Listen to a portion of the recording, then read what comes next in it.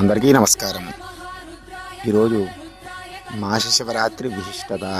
మాసశివరాత్రి ఎందుకు జరుపుకోవాలి, ఎలా జరుపుకోవాలి, దీనివలన ఉపయోగం ఏమిటి, మాసశివరాత్రిని ఎప్పుడు జరుపుకోవాలి అని మనం తెలుసుకుందాం.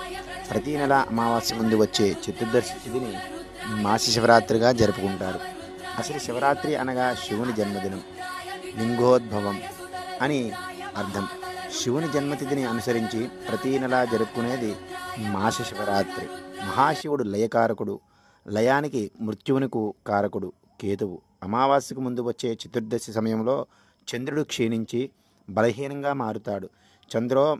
చంద్రమో మనసో జాతః అనే సిద్ధాంతం ప్రకారము ఈ చంద్రుడు క్షీణదశలో ఉన్నప్పుడు జీవులపై ఈ కేతు ప్రభావం ఉండడము వలన వారి ఆహారపు అలవాట్లపై ప్రభావం చూపించడము వలన జీర్ణశక్తి మందగిస్తుంది. తద్వారా మనసు ప్రభావితమవుతుంది.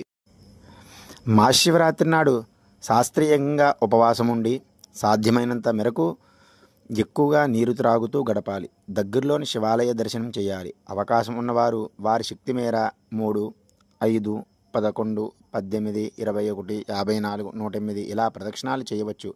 అదేవిధంగా ఆ రోజు ప్రదోష వేళ శివునికి మారేడు దళములతో లేదా కనీసము గంగాజలముతో అభిషేకాదులు అర్చనలు చేయడం మంచిది. ఇవేమీ చేయడానికి అవకాశం లేని వారు